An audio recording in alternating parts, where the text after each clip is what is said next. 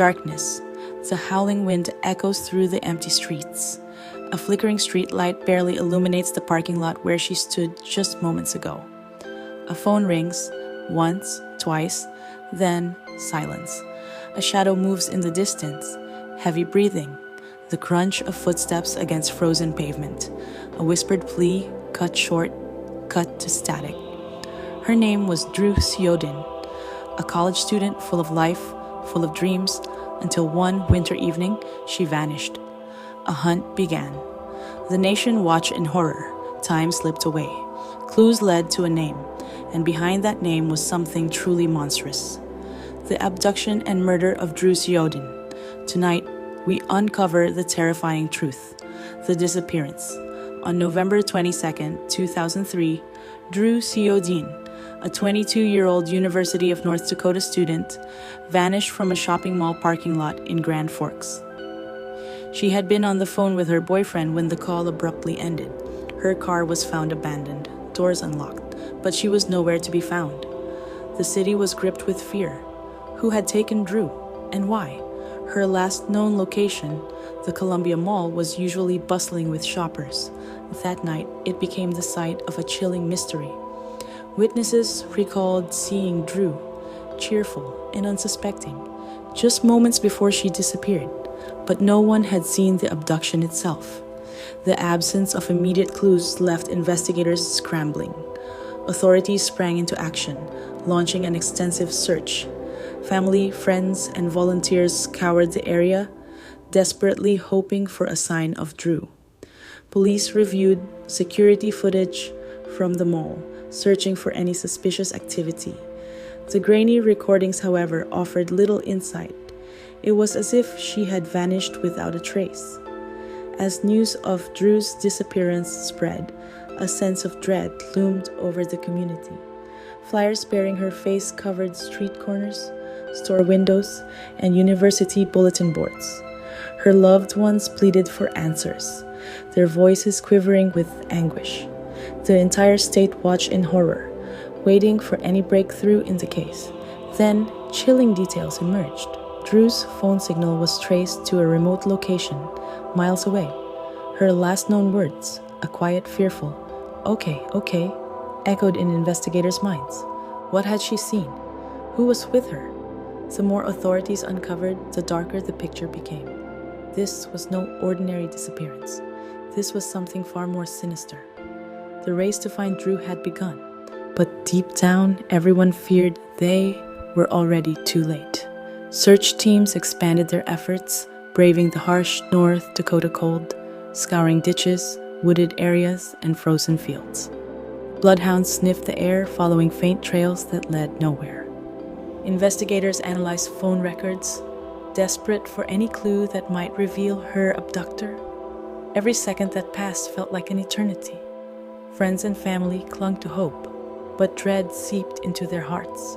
Reporters swarmed the streets, broadcasting updates, urging anyone with information to come forward. The community banded together, their shared grief turning into a relentless pursuit of justice.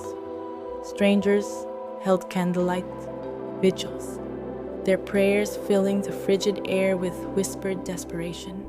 Then, a breakthrough. A suspicious vehicle had been spotted near the area where Dru's phone last pinged.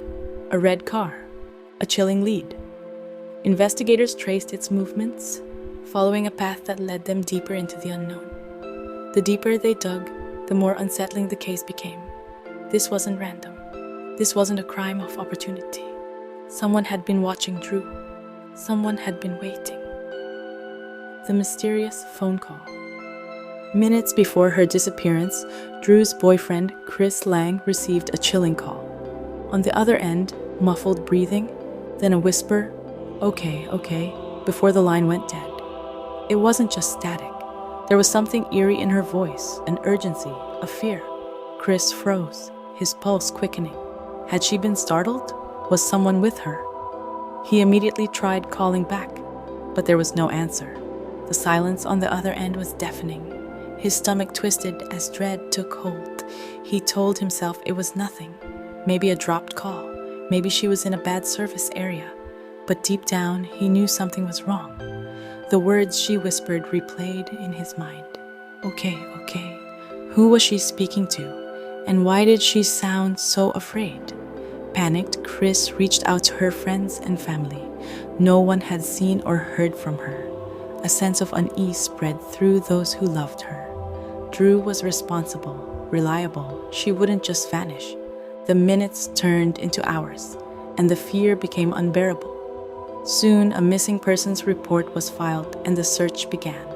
But no one knew the horror that was unfolding, or the darkness that had already taken her.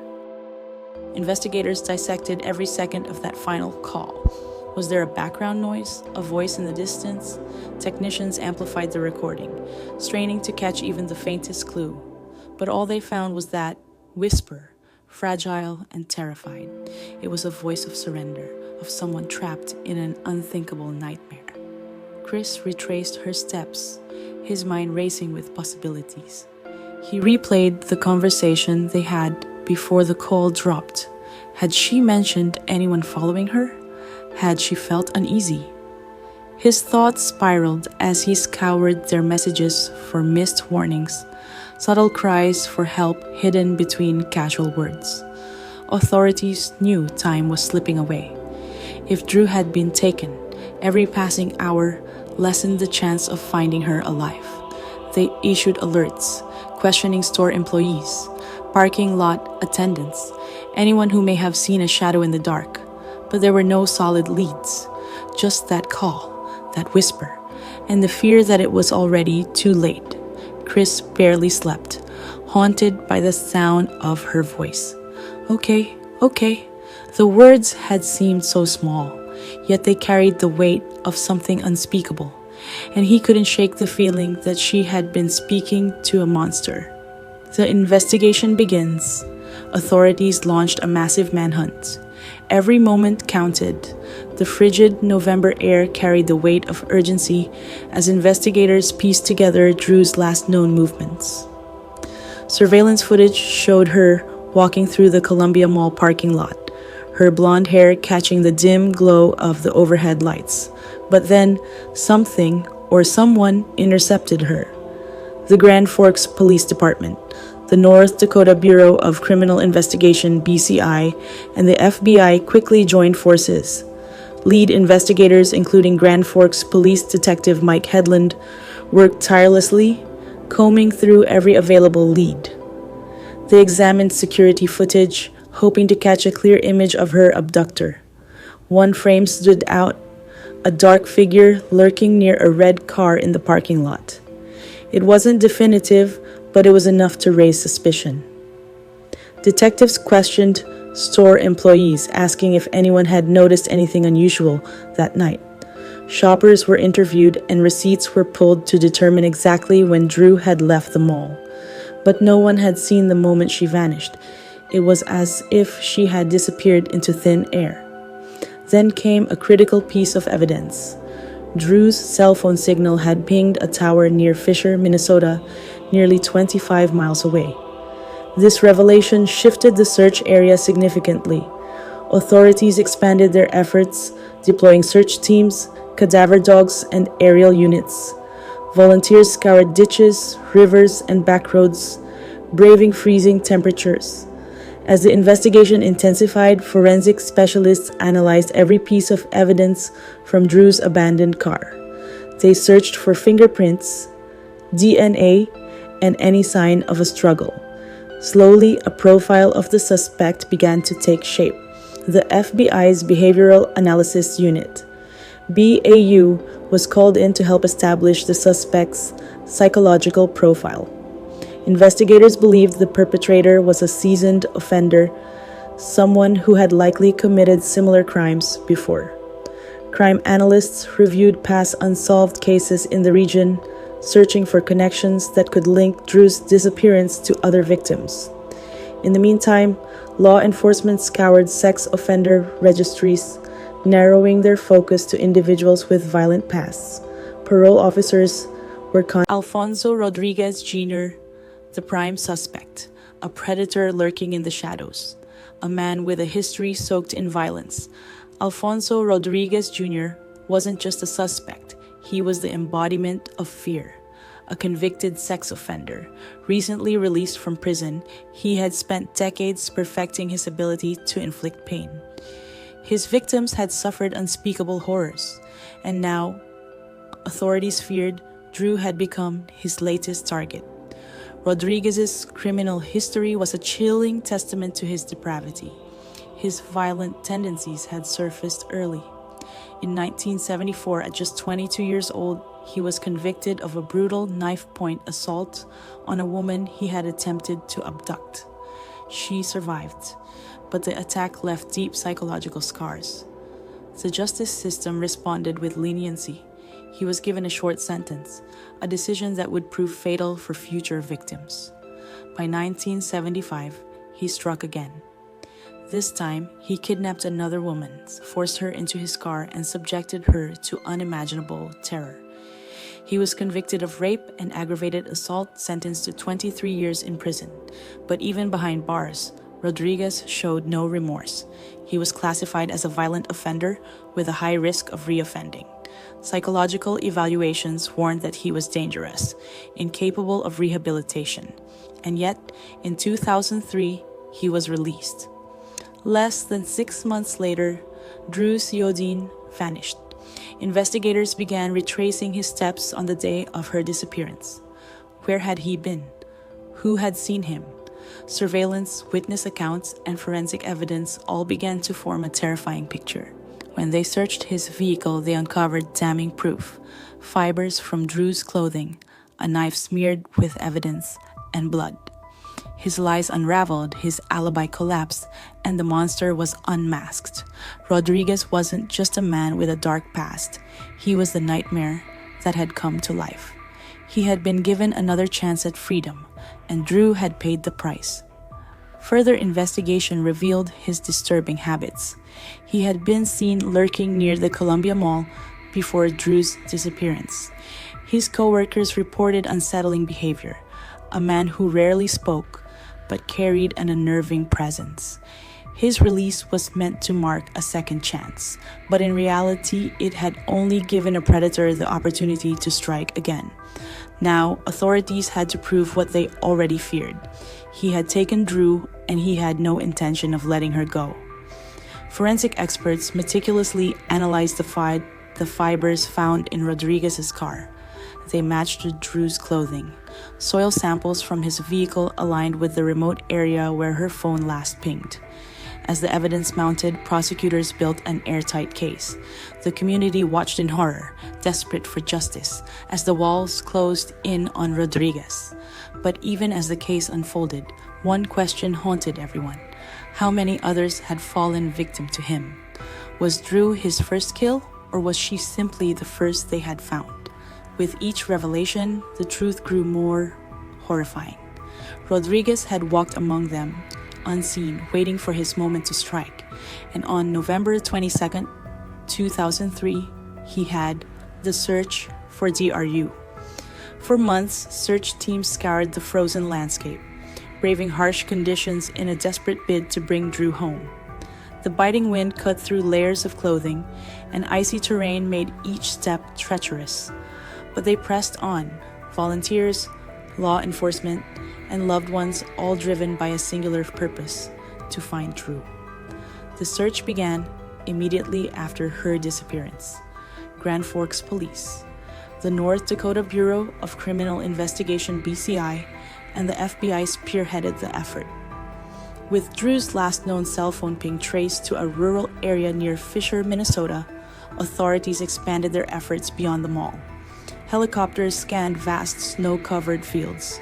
Search and rescue teams alongside local and federal agencies combed through ditches, frozen riverbanks, and abandoned buildings. Community members refused to stand by. Hundreds of volunteers joined, forming search parties that covered miles of rugged terrain. Farmers offered access to their land, truckers distributed missing posters across state lines, and businesses donated supplies to sustain the search. Billboards, social media, and national news kept Dru's face and story in the public eye. Cadaver dogs and forensic experts played a crucial role. Dogs were deployed to sniff through desolate landscapes, hoping to catch a scent. Investigators followed any lead, no matter how small, but with each passing day, the weight of uncertainty grew heavier. Then, after 5 agonizing months, that hope was crushed. The search ended in the most heartbreaking way imaginable. Dru's body was discovered in a ravine near Crookston, Minnesota. The moment was devastating. Investigators knew immediately she had fought. The evidence was clear. The monster who took her had left behind signs of his cruelty. Autopsy results confirmed what everyone had feared. Dru had suffered. The unimaginable had become reality. The nation recoiled in horror. The finality of her discovery shattered any lingering hope, leaving only grief, anger, and a demand for justice. The trial and justice. Rodriguez was arrested and charged with Dru's murder. The trial was more than a legal battle, it was a reckoning. Every detail that surfaced painted a more horrifying picture of the man on trial. The evidence was overwhelming, the crimes unspeakable. The prosecution, led by seasoned attorneys, meticulously laid out the brutal truth. Dru had been stalked, abducted, and murdered in cold blood. Surveillance footage, forensic findings, and witness testimonies formed an airtight case. Fibers from her clothing were found in his car. Blood evidence tied him to the crime. A knife recovered from his vehicle bore traces of Dru's DNA. The timeline of events, reconstructed through phone records and surveillance, placed Rodriguez at the scene. Every revelation drove another nail into the coffin of Rodriguez's lies. The defense attempted to challenge the prosecution's case, but the evidence was insurmountable. Expert witnesses took the stand, detailing the forensic discoveries and psychological profiling of Rodriguez. The jury watched in silence as crime scene photos were displayed, as autopsy reports confirmed the unimaginable suffering Dru had endured. It was undeniable Rodriguez had committed an unthinkable act. The courtroom was tense, the air heavy with grief and anger. Dru's family sat in silent agony, gripping each other's hands as every gut-wrenching detail of her final moments was revealed. They listened as experts described the horror she had endured, as investigators recounted their relentless pursuit of justice. Some jurors struggled to hold back tears. Others clenched their jaws, their faces pale with the weight of what they were hearing. Then came the verdict. The jury, shaken but resolute, delivered their decision: guilty. Rodriguez was sentenced to death. For some, it was justice. For others, it was too little, too late. The question loomed: should this man have ever been free in the first place? Many believed the system had failed Dru, just as it had failed so many others before her. A repeat offender, a known predator, had been given another chance, and because of that, Dru never got one. As Rodriguez was led away in shackles, the courtroom remained silent. Justice had been served, but at an unbearable cost. Dru was gone, and no sentence, no punishment could ever change that. The impact and legacy. Dru Sjodin's murder was more than a tragedy, it was a wake-up call. Her case ignited a nationwide conversation about sex offender laws, victim safety, and the failures of a system that allowed violent predators to roam free.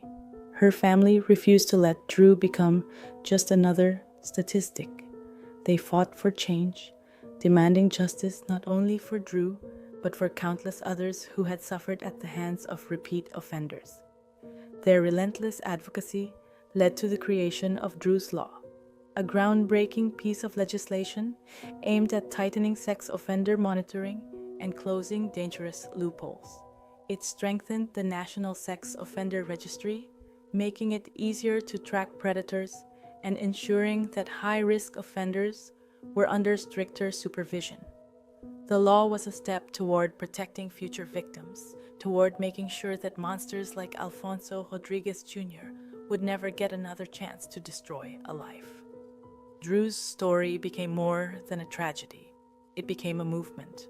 Parents, lawmakers, and activists rallied around her name, demanding reforms and better protections for potential victims.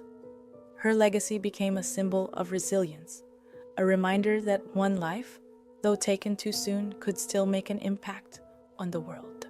But for those who loved Dru, the loss was permanent. No law, no conviction, no reform could fill the void left in their hearts. Her parents, her brother, her friends, they would forever live with the pain of her absence.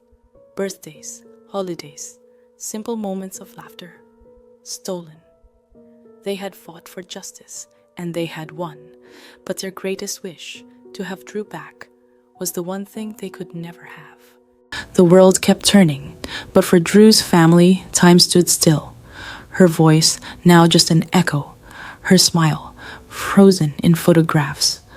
But her story, it lingers, whispering in the shadows. A warning, a reminder, evil walks among us.